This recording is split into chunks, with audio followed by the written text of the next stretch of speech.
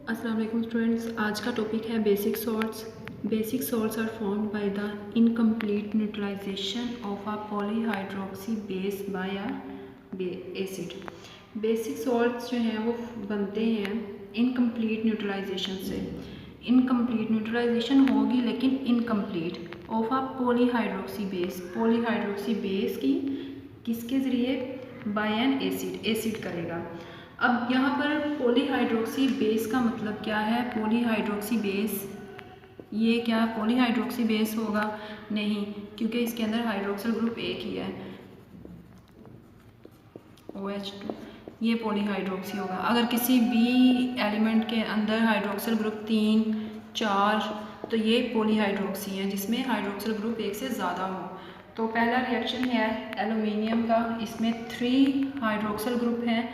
Reaction किसके साथ होगा? HCl। HCl इसको करेगा न्यूट्रलाइज। अब यहाँ पर आपके पास 3 हाइड्रोक्सिल थे, बचे कितने? 2 हाइड्रोक्सिल। तो यहाँ पर इनकम्प्लीट न्यूट्रलाइजेशन हुई, साथ प्रोडक्ट में आया वाटर। इसका मैकेनिज्म देखते हैं किस तरह से इसकी न्यूट्रलाइजेशन हुई। स्ट्रक्चर मैंने लिखा हुआ है एल्यूमिनियम की मैकेनिज्म। यहाँ पर +3 ऑक्सीडेशन स्टेट है, 3 इलेक्ट्रॉन ये शेयर करेगा। तो 1 इलेक्ट्रॉन यहाँ इसके साथ, क्योंकि आपको पता है ऑक्सीजन के आउटर मोस्ट शेल में 6 इलेक्ट्रॉन, 2 इसके लोन पेयर और उसमें से 1 इलेक्ट्रॉन ने जो है वो बॉन्ड बनाया हुआ है और एक अनपेयर जो बॉन्डिंग में पार्टिसिपेट नहीं करता वो एल्यूमिनियम के साथ ये इसको करेगा और एक ये। अब यहाँ पर जैसे ही बॉन्ड बना और HCl ने रिएक्ट किया तो HCl में यहाँ बॉन्ड ब्रेक करेगा। किस तरह से? क्योंकि इन दोनों ने भी इलेक्ट्रॉन्स शेयर किए हुए हैं, तो ये जो इसके पास 2 इलेक्ट्रॉन्स हैं ये क्लोरीन लेगा और सेपरेट हो जाएगा, इसके ऊपर चार्ज आएगा, क्लोरीन नेगेटिव और H पॉजिटिव सेपरेट हो गया। अब ये क्या करेंगे? यहाँ से हाइड्रोजन जो है वो मूव करेगा और जाके एक्सेप्ट करेगा लोन पेयर और यहाँ बॉन्ड बनाएगा। जैसे ही ये लोन पेयर लेके बॉन्ड बनाएगा तो इसके ऊपर आ जाएगा चार्ज पॉजिटिव। पॉजिटिव आया चार्ज, पॉजिटिव चार्ज जैसे ही आएगा तो यहाँ से ये इसको कंपनसेट करने के लिए, चार्ज को ख़त्म करने के लिए ये बॉन्ड ब्रेक करेगा और ये इलेक्ट्रॉन इसने दिया तो इसके ऊपर +1 चार्ज आया, तो बॉन्ड यहाँ पर इलेक्ट्रॉन देने से यहाँ से बॉन्ड ब्रेक किया तो आपके पास ये क्या बना? H2O। H2O बन गया। इसको यहाँ से मैं सेपरेट कर रही हूँ, ये रेस किया,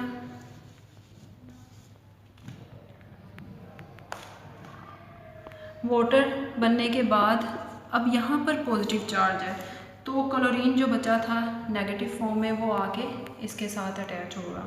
तो क्लोरीन आ गया और आके इसके साथ अटैच हुआ और इसका, क्योंकि इसके पास नेगेटिव था इसके पास पॉजिटिव, दोनों इलेक्ट्रॉन शेयर करेंगे और इसका पॉजिटिव नेगेटिव ख़त्म।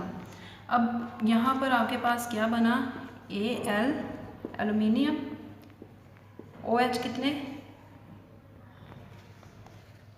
एल्यूमिनियम हाइड्रोक्सिल ग्रुप कितने हैं? 2, OH2 और साथ क्या आया? क्लोरीन।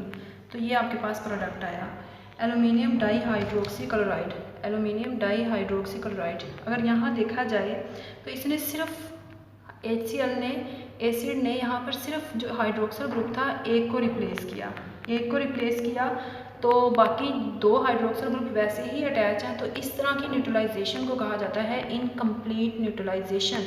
अगर ये वाले 2 भी हाइड्रोक्सिल ग्रुप रिमूव कर देता, रिप्लेस कर देता तो फिर जो है वो कंप्लीट न्यूट्रलाइजेशन होनी थी, ठीक है। लेकिन यहाँ पर आपके पास क्या है? इनकम्प्लीट न्यूट्रलाइजेशन, अभी भी 2 हाइड्रोक्सिल ग्रुप मौजूद हैं। तो ये प्रोडक्ट आ गया और आपके पास बना क्या? Basic salt. इसको करने से पहले बेसिक सॉल्ट में जो आपने एक कॉन्सेप्ट किया था आर्हीनियस का कॉन्सेप्ट, जब मैंने आपको बताया था, अकॉर्डिंग टू आर्हीनियस जितने भी सब्सटेंस हैं वो एक्वस सॉल्यूशन के अंदर डिसॉल्व होके तो वो आपके पास हाइड्रोक्सिल ग्रुप देते हैं। तो ऐसे सब्सटेंस जो हाइड्रोक्सिल ग्रुप दें आप उसे क्या कहते हैं? बेस।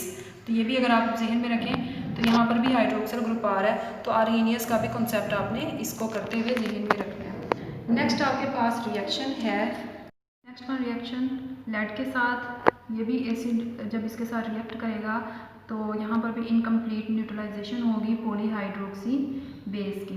तो यहाँ पर है आपके पास ये प्रोडक्ट लेड हाइड्रोक्सी एसीटेट बनेगा और साथ वाटर आएगा। इसका स्ट्रक्चर मैकेनिज्म देखते हैं। ये है आपके पास PbOH2 का स्ट्रक्चर।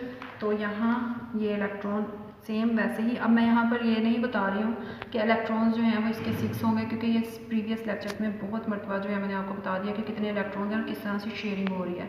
तो लेड जो है इसके साथ एक इलेक्ट्रॉन और इसके साथ एक इलेक्ट्रॉन।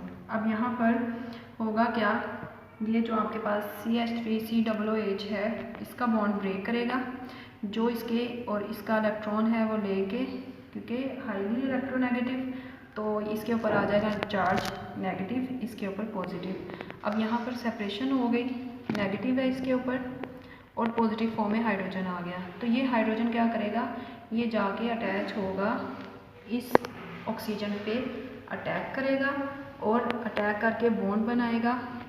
तो बॉन्ड इसके पास आया हाइड्रोजन और इसके ऊपर आ गया चार्ज पॉजिटिव। ये अपना चार्ज पॉजिटिव ख़त्म करने के लिए इसका बॉन्ड ब्रेक करेगा और इसके ऊपर आ जाएगा +1, ठीक है, क्योंकि इसने इलेक्ट्रॉन दिया तो ये बॉन्ड ब्रेक करेगा, इलेक्ट्रॉन उसके पास चले गए। अब ये आपके पास यहाँ पर ये हो गया ये स्ट्रक्चर। तो ये आपके पास आया वाटर और Pb जो है OH फॉर्म में सेपरेट हो गया। अब इसके ऊपर है +1 चार्ज, ये अपने इलेक्ट्रॉन, क्योंकि इसके पास इलेक्ट्रॉन की कमी है और इसके पास इलेक्ट्रॉन है नेगेटिव फॉर्म में, तो ये यहाँ से आएगा और इसके साथ बॉन्ड बनाएगा। तो किस फॉर्म में बॉन्ड बनेगा, Pb प्लस है यहाँ पर। तो ये जो ऑक्सीजन है, ऑक्सीजन ये आ गया यहाँ नेगेटिव, साथ आएगा बाकी का स्ट्रक्चर और अब भी इसके साथ अटैच है हाइड्रोक्सल ग्रुप, जो कि कम्प्लीटली न्यूट्रलाइज नहीं हुआ, हाइड्रोक्सल ग्रुप अभी भी मौजूद है। तो इस स्ट्रक्चर को, इसका नाम है लेड हाइड्रोक्सी एसीटेट। अब इसके बाद जैसे ही रिएक्शन फर्दर प्रोसीड करेगा तो इसको भी मैं करके दिखाऊंगी किस तरह से हाइड्रोक्सल ग्रुप रिमूव होंगे। तो नेक्स्ट रिएक्शन है पॉलीहाइड्रोक्सी बेस और एसिड के साथ रिएक्ट करेगी। यहाँ पर आपके पास प्रोडक्ट नज़र आ रहे हैं। तो सबसे पहले HNO3 का यहाँ मैकेनिज्म डिस्कस करते हैं। HNO3 का स्ट्रक्चर, जिंक और ये 2 हाइड्रोक्सल ग्रुप। अब यहाँ पर बॉन्ड कैसे ब्रेक करेगा, यहाँ पर बॉन्ड ब्रेक करेगा ये वाला, और जैसे ही ये इलेक्ट्रॉन लेके ऑक्सीजन के ऊपर आ जाएगा नेगेटिव चार्ज, इसके ऊपर आ गया पॉजिटिव चार्ज। तो पॉजिटिव की फॉर्म में हाइड्रोजन सेपरेट और ऑक्सीजन के ऊपर नेगेटिव चार्ज आ जाएगा इस तरह से, ये नेगेटिव चार्ज आ गया। अब ये जो पॉजिटिव है ये जाके अटैक करेगा इस ऑक्सीजन के ऊपर, क्योंकि इसके पास लोन पेयर है, एक्सेप्ट करके इसके साथ बॉन्ड बनाएगा और इसके ऊपर आ जाएगा पॉजिटिव चार्ज। तो ये पॉजिटिव चार्ज को खत्म करने के लिए यहाँ से बॉन्ड ब्रेक करेगा। जैसे ही बॉन्ड ब्रेक करेगा तो इसके ऊपर चार्ज जो है वो +1 आ जाएगा। जिंक वैसे जो है वो मेटल है, हमेशा इलेक्ट्रॉन जो है वो डोनेट करती है, तो इसलिए इसने यहाँ पर ये देखें बॉन्ड बनाया जो हाइड्रोक्सल के साथ इसने इलेक्ट्रॉन डोनेट करके बनाया। अब यहाँ पर ऑक्सीजन के ऊपर पॉजिटिव चार्ज आया है, उसको ख़त्म करने के लिए बॉन्ड ब्रेक करेगा, इसके ऊपर आ गया +1 चार्ज और ये सेपरेट हो जाएगा किस फॉर्म में, ऑक्सीजन और हाइड्रोक्सल H2O की फॉर्म में। +1 है इसके ऊपर चार्ज, तो ये जो पार्ट बचा है NO3 का ये अटैच होगा इसके साथ। तो आपके पास स्ट्रक्चर क्या आएगा, Zn, ये ऑक्सीजन नेगेटिव ये वाला और साथ N और इसके साथ हाइड्रोक्सल ग्रुप। यहाँ पर भी पार्शल जो है वो आपके पास इनकम्प्लीट न्यूट्रलाइजेशन हुई, अभी भी हाइड्रोक्सल ग्रुप मौजूद हैं। इनकम्प्लीट न्यूट्रलाइजेशन में हमेशा जो है वो हाइड्रोक्सल ग्रुप बच जाते हैं, लेकिन इसकी फर्दर जो है न्यूट्रलाइजेशन की जाती है। These salts further react with acids to form normal salt. अब ये जो आपके पास सॉल्ट्स हैं, अभी इनकम्प्लीट न्यूट्रलाइजेशन के बाद ये प्रोडक्ट बने, इन प्रोडक्ट का फर्दर रिएक्शन करवाया जाता है HCl के साथ, एसिड्स के साथ। तो जैसे ही इनके हाइड्रोक्सल ग्रुप रिमूव होंगे तो हाइड्रोक्सल ग्रुप कम्प्लीटली रिमूव हो गए हैं, तो वो वहाँ पर जो सॉल्ट बनेंगे प्रोडक्ट में उन्हें कहा जाता है नॉर्मल सॉल्ट। तो मैं इसमें आपके पास जो है सिर्फ एक का रिएक्शन करके दिखाऊंगी, बाकी आपने, क्योंकि मैंने स्ट्रक्चर मैकेनिज़्म आपको सिखा दिया है तो बाकी सारे आपने खुद करने हैं। These salts further react with acid to form normal salt. OH2 बचा था प्रोडक्ट में, 2 हाइड्रोक्सिल ग्रुप बचे थे, तो HCl के साथ जैसे ही रिएक्शन होगा यहाँ पर आपके पास क्लोरीन के आउटरमोस्ट शेल में 7 इलेक्ट्रॉन्स होते हैं, 1 2 3 4 5 6 7, और इसके पास एक इलेक्ट्रॉन, तो इसने अपना डुप्लीट कंप्लीट करना है, इसने अपना ऑक्टेट कंप्लीट करना है, बॉन्ड ब्रेक करेगा, ये इलेक्ट्रॉन लेके सेपरेट क्लोरीन नेगेटिव की फॉर्म में और H पॉजिटिव की फॉर्म में। अब यहाँ से OH बॉन्ड ब्रेक करेगा, यहाँ से जो है वो क्लोरीन के ऊपर negative charge positive charge bond break करने के बाद तो यहाँ H पॉजिटिव और इसका हाइड्रोक्सिल आयन रिमूव हो गया, ये क्लोरीन आके इसके साथ अटैच हो गई, ये क्लोरीन इसके साथ अटैच, अभी भी हाइड्रोक्सिल ग्रुप मौजूद है और ये और हाइड्रोजन आपस में बॉन्ड बनाएंगे, चार्ज ख़त्म, तो आपके पास क्या बना H2O, और साथ क्या बनेगा Al, अभी भी हाइड्रोक्सिल ग्रुप मौजूद है, साथ Cl2। अभी हाइड्रोक्सिल ग्रुप को और ज़्यादा, क्योंकि अभी ख़त्म नहीं हुआ, जिस तरह ये पूरी तरह से कंप्लीट इसकी न्यूट्रलाइजेशन नहीं होगी उस वक्त तक नॉर्मल सॉल्ट नहीं बनेंगे, तो क्लोरीन के बाद एक और दोबारा से रिएक्शन करवाएंगे HCl के साथ। HCl के साथ जैसे ही रिएक्शन होगा बॉन्ड ब्रेक करेगा, यहाँ से बॉन्ड ब्रेक करेगा तो ये क्लोरीन आके इसके साथ अटैच हो जाएगा। तो किस तरह से अटैचमेंट होगी, क्लोरीन के 2 और यहाँ पर बॉन्ड ब्रेक करने के बाद OH नेगेटिव सेपरेट क्लोरीन, तो AlCl3 आ गया, जो कि क्या है आपके पास नॉर्मल सॉल्ट, और ये OH जो है इस पॉजिटिव के साथ वाटर की फॉर्म में सेपरेट, तो ये आपके पास कंप्लीट न्यूट्रलाइजेशन के बाद नॉर्मल सॉल्ट बनेंगे।